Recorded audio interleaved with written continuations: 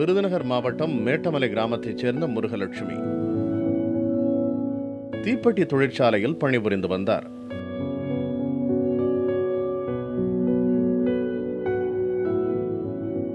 இவருடைய 60 ரூபாய் வருவாயை நம்பிதான் அவருடைய தாய் மற்றும் 2 பிள்ளைகள் உள்ளனர்.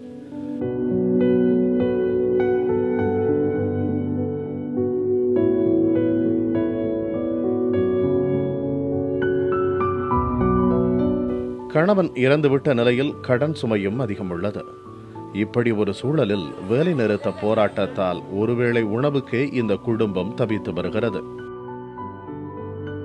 நான் சின்ன பிள்ளையிலேருந்தே தீப்டி ஆஃபீஸில் தான் வேலை பார்க்குறேன். அங்கே ஒரு நாளைக்கு போனால் 50 ரூபா 60 ரூபாய்க்கு தான் வேலை பார்க்க முடியும். அதுவும் இந்த 5 நாளாக வேலை இல்லாமல் இருக்கிறதுனால ரொம்ப கஷ்டமாக இருக்குது. சாப்பாட்டுக்கு கூட ரொம்ப இதாக இருக்குது. காய்கறி விலையெல்லாம் அதிகமாகி போச்சு. அது பத்தாமல் நான் பக்கம் கடை வாங்கி தான் நான் செலவு பண்ணிக்கிட்டு இருக்கிறேன்.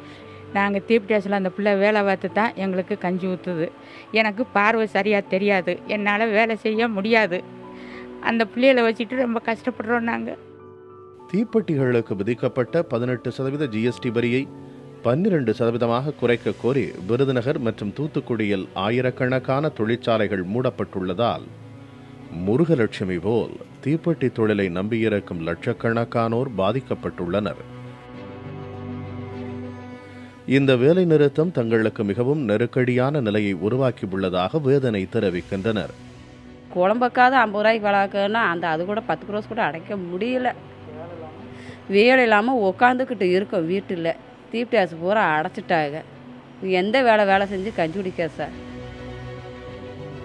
மற்ற பொருள்களின் விலையிலும் மாற்றம் ஏற்பட்டுள்ளதால் சுமை அதிகரித்திருப்பதாக கூறும் இவர்கள் மத்திய அரசு தீப்பெட்டிக்கான ஜிஎஸ்டி வரியை குறைக்க கோரிக்கை விடுக்கின்றனர்.